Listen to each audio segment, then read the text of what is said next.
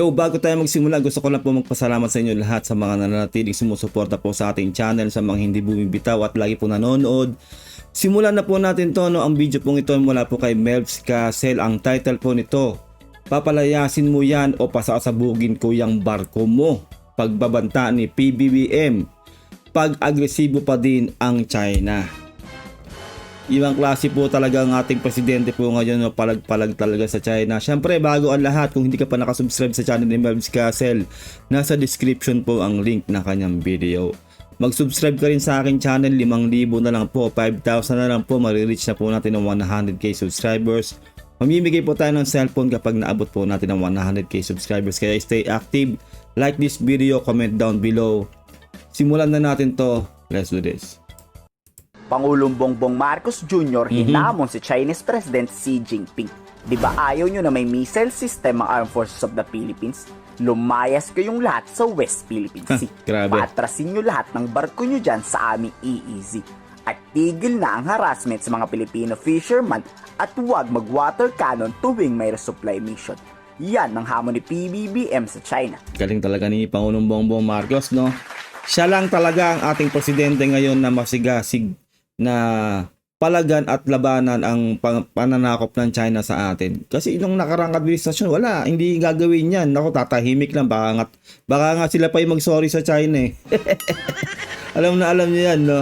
Kung gusto ng China talagang alisin sa Pilipinas ang medium-range missile system, diretsahan niyang sinabi ng Pangulo sa panawagan ni Mauning na alisin na ang missile sa ating bansa. China for of the Typhoon missile system?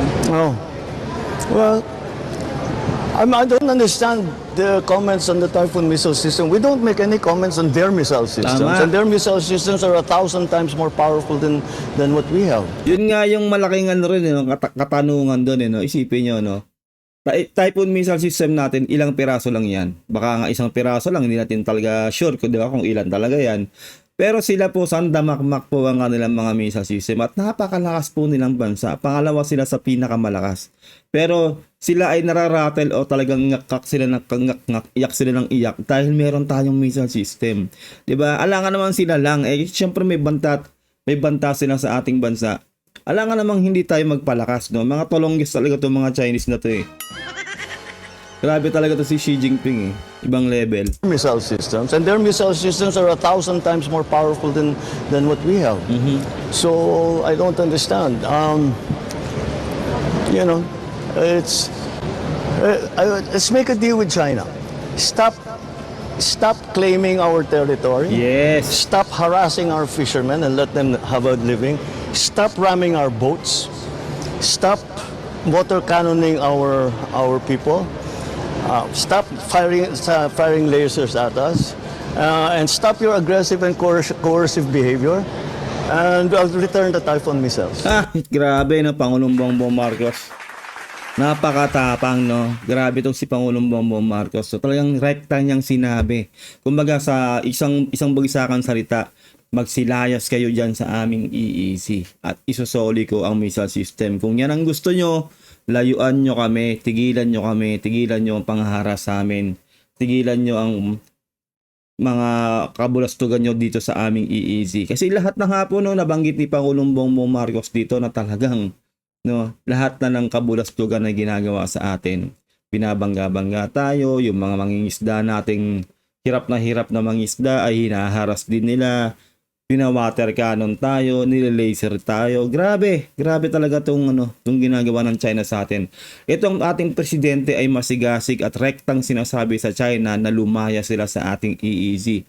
Yan ang presidente. Kaya palakpakan natin ng ating Pangulong Bongbong Marcos, no? Kasi sa ating Pangulong Bongbong Marcos, tumataas ang moral nating mga Pilipino na ipaglaban ng ating EEZ. Ganyan dapat ang leader. No, nabanggit ko nga kanina, no, baka yung nakarang administrasyon yan, nagsorry pa tayo, no? Baka pa ang Pilipinas pa nagsorry sa China. At hahayaan na tayong sakupin, no? Pero ang Pangulong Bongbong Marcos ay hindi po papayag. Sabi niya nga po no, we will not shield. Walang even square inch ng ating teritoryo ang pwedeng kunin ng China o makuha ng China. Grabe ang Pangulo natin talaga, sobrang solid. Stop firing lasers at us, and stop your aggressive and coercive behavior, and return the Typhoon missiles. Tigil nila yung ginagawa nila, pabalik ko lahat yan. Minamadali kasi ni Grabe. Mauning na tanggalin na ang missile system sa mga military base. Matinding banta kasi to sa Chinese Coast Guard. Actually, di ba, mabait pa ang ating Pangulo, no? Kumbaga may deal pang ganun eh. Lumayas lang kayo dyan, huwag kayong gumawa ng kaguluhan dyan sa aming EEC. Isosoli ko yung yung missile system. Baka nga kung ibang bansa talaga yan na malakas-lakas talaga. Hindi sasabihin yun eh, sasabihin baka gera na lang, ganun, no? Pero tayo kasi, nandun tayo sa demokrasya, no? Democratic country tayo eh. At syempre, pro-peace din tayo. At unang-una, yung lagi ko nga pong sinasabi, wala po talagang mananalo sa gera. Real talk po yan. Wala pong may gusto niyan. Kahit po yung mga malalakas na bansa, ayaw po talaga niyan. Kasi distraction yan, kaguluhan yan eh. Di ba maraming buhay mawawala dyan, maraming mga infrastructure ang masisira. Wala talagang panalo sa gera, real talk yan. Kaya ito nga po, no, binibigyan na po ng deal ng ating Pangulong Bongbong Marcos ang China. Kumbaga, tigilan nyo lang ang mga kabulastugan nyo dyan sa West Philippine Sea, lalong-lalo na sa EEC ng Pilipinas, ay isosoli niya daw ang Typhoon missile system ng Amerika. No?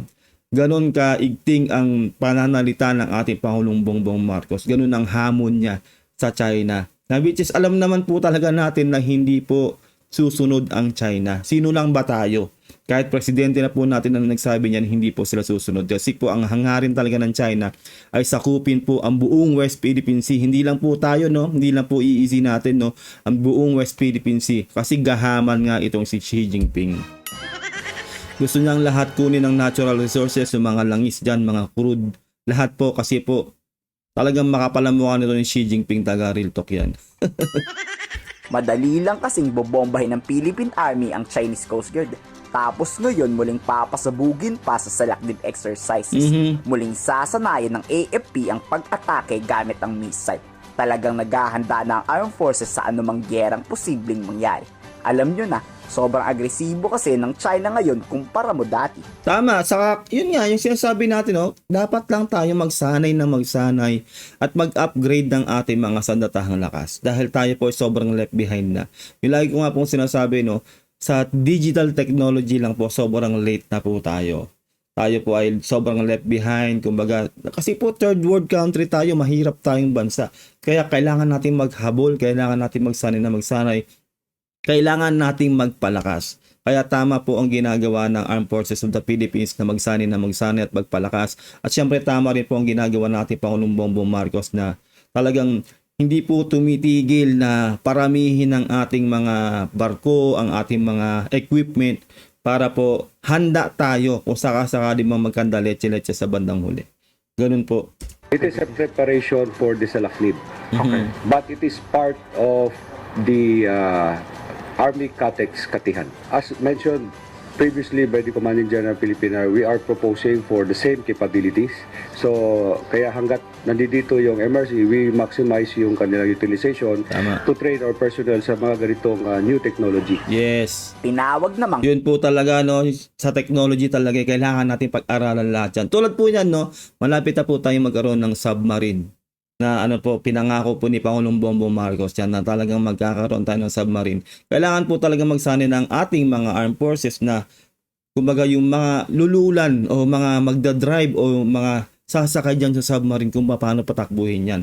Kaya kailangan po magsanay. Hindi lang po sa submarine, no, sa mga darating pa po natin mga barko, yung Miguel Malbar, parating na rin po yung barko natin galing South Korea at marami pa pong kasunod na mga barko, mga eroplano at mga equipment na pandigma po natin ay malapit na pong dumating. At yun nga po, no, sa tulong po yan siyempre ng mga kaalyado nating bansa, lalong-lalo na po si Big Brother na Amerika. Kaya suportahan po natin ang ating Pangulong Bongbong Marcos at ang ating gobyerno ngayon dahil ang gobyerno po natin ngayon ay eager na lumaban sa mapanakop na China. Hindi po tayo yuyukod sa China. Tayo po ay lalaban, dedepensa, no? Hindi po tayo yung mag-oopensa, no? Tayo po ay dedepensa lang, ganun po. No, kaya dapat po nating suportahan ng ating Pangulong Bongbong Marcos dito sa laban natin dito sa mapanakop na China. ang hipokrito ni Professor Renato de Castro ang China at si Mao Ning.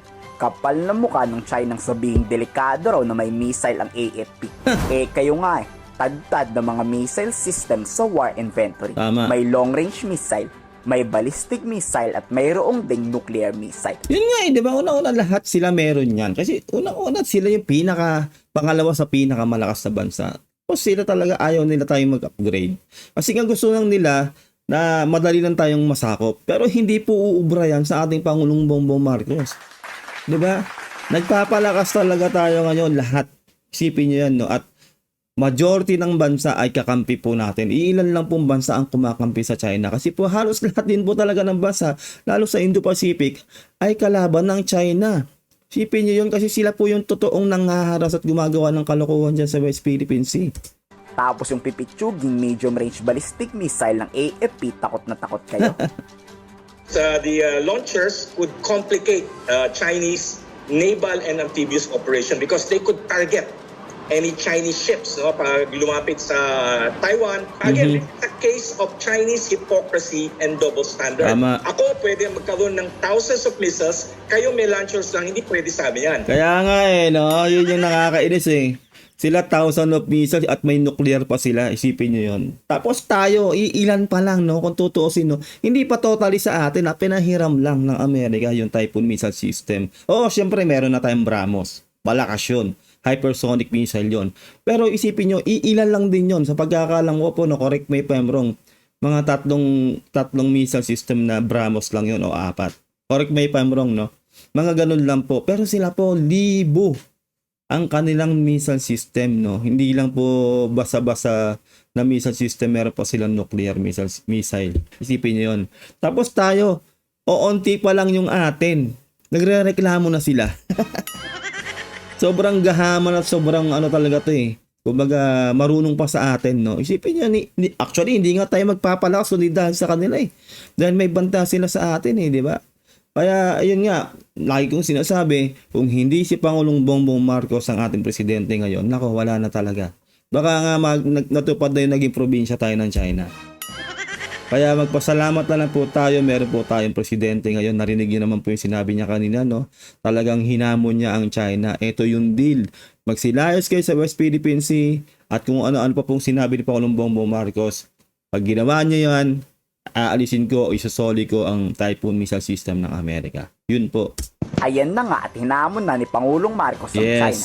Ang tanong, lalayas kaya ang mga Chinese Hindi. kapalit ng pag-alis Nope. ng missile system?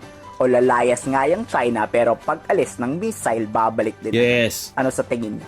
Komento sa baba. Ayun po, no, ganun nga po ang gagawin ng China. Uutakan tayo. Pero ang Pangulong Bongbong Marcos natin hindi po papayag noon, no? Siyempre, hindi naman ututo ang Pilipino eh. Ganun yan eh, lalo ang ating Pangulo masigasig yan. Hindi po niya gagawin niya kasi alam naman po natin eh, natuso ang China. Na baka nga pag sinoli natin ang missile system, bila silang lalarga dyan sa easy natin, sasakupin tayo ng mga yan. Kasi alam po nila na wala na tayo mga missile system na pwedeng i-depensa natin.